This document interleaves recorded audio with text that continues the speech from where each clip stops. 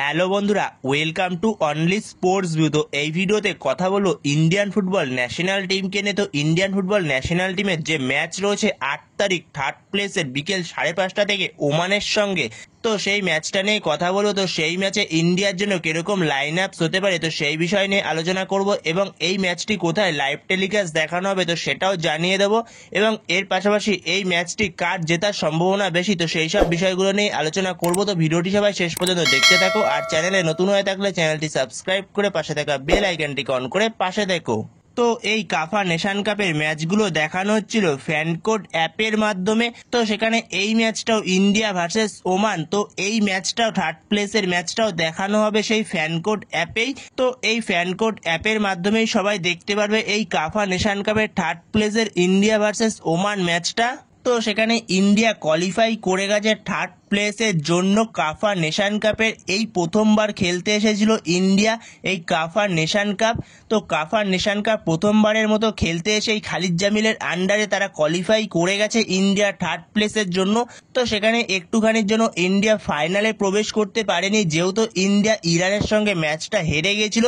তো যদি ইরানের সঙ্গে ম্যাচটা ড্রও করতে পারতো তাহলে একটা অন্যরকম পসিবিলিটি থাকতো, ইন্ডিয়া কোয়ালিফাই করতেও পারতো ফাইনালের জন্য, যেখানে ফাইনালে কোয়ালিফাই করেছে উজবেকিস্তান এবং ইরান, আর থার্ড প্লেসের জন্য কোয়ালিফাই করেছে ইন্ডিয়া আর ওমান। তো সেখানে ইন্ডিয়া টিমের জন্য এটা দারুণ ফলাফল, যেখানে ইন্ডিয়ান টিম একের পর এক ম্যাচ হেরে যাচ্ছিল, তারপরও সেখান থেকে জয়ে ফেরা এবং ড্র করে একটা নতুন টুর্নামেন্টে এসে তারা কোয়ালিফাই করেছে থার্ড প্লেসের জন্য। তো দারুণ সুখবর ইন্ডিয়ান টিমের জন্য এটা। তো সেখানে এটা ইন্ডিয়ান টিমকে অনেকটাই বুস্ট করবে। তো যেখানে ইন্ডিয়ান টিম গ্রুপ স্টেজের যে 3টে ম্যাচ খেলেছে, তো 3টে ম্যাচের ক্ষেত্রে সব থেকে বড় ইন্ডিয়ান টিমের ভূমিকা ছিল তাদের ডিফেন্স এবং তাদের গোলকিপার, যেখানে গোলকিপার গুরপ্রীত সিং সান্ধু সে অনবদ্য খেলেছে 3টে গ্রুপ স্টেজের ম্যাচই। বিশেষ করে তাজিকিস্তানের বিরুদ্ধে সেই পেনাল্টি সেভটা, যদি সেই পেনাল্টি সেভটা না দিতে পারতো তাহলে ইন্ডিয়া ড্র করতো এবং ইন্ডিয়া পরের রাউন্ডে যেতে পারতো না। তো সেখানে তাজিকিস্তানের সঙ্গে সেই পেনাল্টি সেভ এবং তাছাড়াও বেশ কিছু সেভ। এরপরে ইরানের সঙ্গে তো সেকেন্ড ম্যাচটা ইন্ডিয়া হেরে গেছিল 3-0-তে। এছাড়াও আফগানিস্তানের সঙ্গেও 0-0 গোলে ড্র করার ক্ষেত্রেও ইন্ডিয়ার ডিফেন্সে যথেষ্ট ভালো ভূমিকা রয়েছে। এছাড়াও গুরপ্রীত সিং সান্ধু এই ম্যাচেও সে একটা দুরন্ত সেভ করে। তো সেখানে এই ইন্ডিয়ার 3টে ম্যাচের ক্ষেত্রে ইন্ডিয়া সব থেকে গুরুত্বপূর্ণ দিক ছিল ইন্ডিয়ার ডিফেন্স এবং গোলকিপার। তো সেখানে ইন্ডিয়া শুধুমাত্র সমস্যা দেখা গেছে মাঝমাঠ আর অ্যাটাকিং এর ক্ষেত্রে, যেখানে ইন্ডিয়ার মাঝমাঠও মোটামুটি ঠিকঠাকই খেলেছে। তো ইন্ডিয়ান টিমের যে স্ট্রাইকারের অভাবটা রয়েছে, তো সেই স্ট্রাইকারের অভাবটা পুরোপুরি এই ম্যাচগুলোতেও দেখা গেছে। এখনো পর্যন্ত সেই স্ট্রাইকারের অভাবটা মেটানো যাচ্ছে না। তো সেখানে যেহেতু খালিদ জামিল প্রথম দায়িত্ব পেয়েছে, তো সেখানে তো সঙ্গে সঙ্গে আর পসিবল হয় না যে নতুন স্ট্রাইকার সঙ্গে সঙ্গে নিয়ে চলে আসার। তো সেখানে আস্তে আস্তে একটু সময় লাগবে। তো সেখানে আশা করছি ইন্ডিয়ান টিম আস্তে আস্তে ভালো একটা পজিশনে পৌঁছাবে। তো যথেষ্ট পজিটিভ কিছু পাওয়া যাচ্ছে এই কাফা নেশন কাপ থেকে ইন্ডিয়ান টিমের জন্য।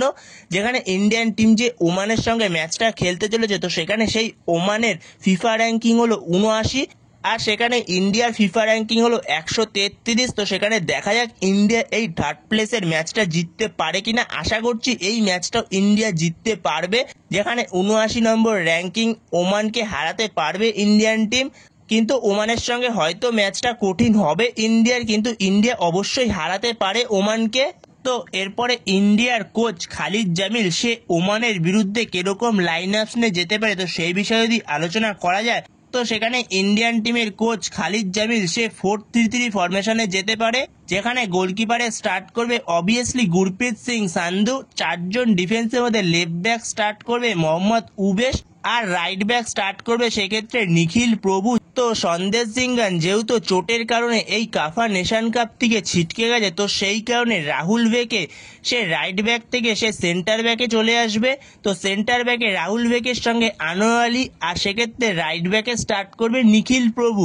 তো এরপরে মাঝমাঠে স্টার্ট করবে সুরেশের সঙ্গে স্টার্ট করতে পারে ড্যানিশ ফারুক অথবা জিকসন। এছাড়া মাঝখানে সেন্টার মিডফিল্ডার এবং কিছুটা অ্যাটাকিং মিডফিল্ড রোলে স্টার্ট করতে পারে মহেশ নাওরেম, আর সেক্ষেত্রে দুদিকের উইং থেকে লেফট উইং থেকে আশিক কুনিয়ান এছাড়া রাইট উইং থেকে স্টার্ট করতে পারে বিক্রম প্রতাপ সিং অথবা জিথিন এমএস। তো এদের দুজনের মধ্যে একজন রাইট উইং থেকে স্টার্ট করতে পারে, আর সেক্ষেত্রে ওপরে একজন স্ট্রাইকার স্টার্ট করবে ইরফান ইয়াদব। তো এরকমই হতে চলেছে ইন্ডিয়ান টিমের লাইন আপস ওমানের বিরুদ্ধে। তো বন্ধুরা, তোমাদের এই লাইন আপস নিয়ে কি মতামত, তো সেটা অবশ্যই কমেন্ট বক্সে জানিও। তো তোমাদের মতে কি খালিদ জামিল কোনো চেঞ্জ করতে পারে এই লাইন আপসে? তো তোমাদের এ বিষয়ে যদি কোনো মতামত থেকে থাকে সেটা অবশ্যই কমেন্টে জানিও। তো এই ভিডিওতে এই পর্যন্তই। তো এই ভিডিওতে এই আপডেটগুলো নিয়ে আলোচনা করার ছিল। তো ভিডিওটি ভালো লেগে থাকলে অবশ্যই লাইক শেয়ার সাবস্ক্রাইব করতে ভুলো না। তো নেক্সট ভিডিওতে দেখা হচ্ছে, ততক্ষণের জন্য বাই বাই।